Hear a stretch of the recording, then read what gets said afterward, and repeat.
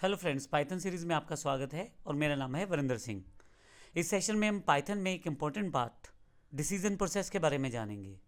जब भी आपको डिसीजन मेकिंग प्रोसेस करना होता है पाइथन प्रोग्राम्स में, तो हमें कुछ स्टेटमेंट्स की आवश्यकता होती है।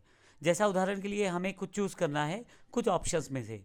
हो सकता है आपको कोई एक ऑप्शन चुनना है और दूसरा नहीं, और इस केस में आपको डिसीजन बनाना पड़ेगा, डिसीजन क्रिएट करना पड़ेगा। उसके लिए हमें प्रोग्राम्स बनाते समय कुछ स्टेटमेंट्स की आवश्यकता होती है।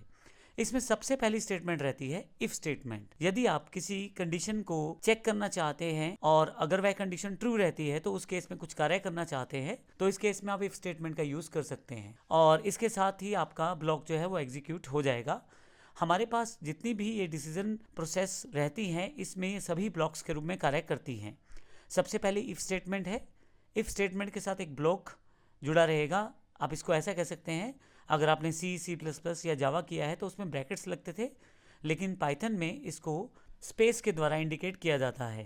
तो एक पर्टिकुलर ब्लॉक में जितनी भी स्टेटमेंट्स रहती हैं, मान लीजिए आप 5 लाइनें या 10 लाइनें लिखते हैं, वो सभी की सभी एग्जीक्यूट हो जाएंगी अगर आपकी कंडीशन ट्रू रहती है इफ़ स्टेटमेंट के द्वारा।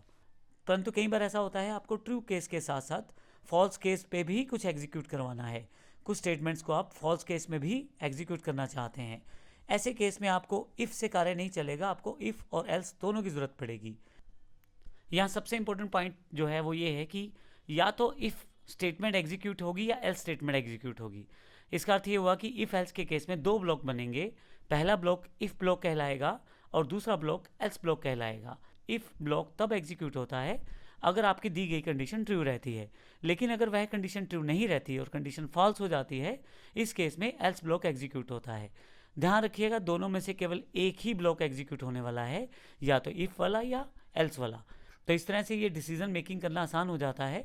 जब आपको कंडीशनल स्टेटमेंट्स के अकॉर्डिंग कुछ डिसीजन लेना है तो या तो इफ ब्लॉक एग्जीक्यूट होगा या एल्स ब्लॉक एग्जीक्यूट होगा, तो आपका प्रोग्रामिंग का फ्लो अकॉर्डिंग टू कंडीशन हो जाएगा।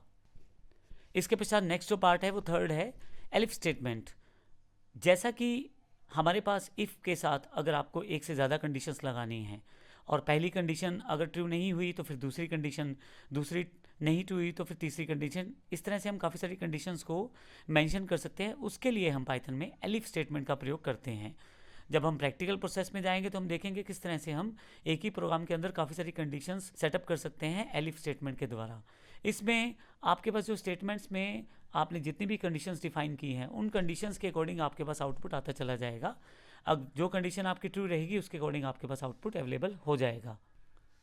फाइनली आपके पास नेस्टेड इफ स्टेटमेंट है। इसमें हमारे पास नेस्टेड इफ का अर्थ ये है कि पहली स्टेटमेंट के अंदर दूसरी स्टेटमेंट, दूसरी स्टेटमेंट के अंतर्गत तीसरी स्टेटमेंट, तीसरी स्टेटमेंट के अंतर्गत चौथी स्टेटमेंट। तो इस तरह से एक हायरार्की सी बन जाती है स्टेटमेंट्स को लेके।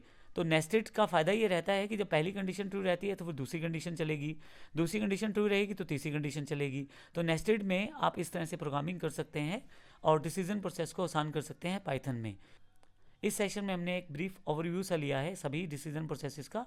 आने वाले सेशंस में हम इनको प्रैक्टिकल रूप में देखते हैं किस तरह से हर पार्ट कार्य करता है और आपके लिए डिसीजन प्रोसेस आसान कर देता है पाइथन में क्रिएट करना। धन्यवाद।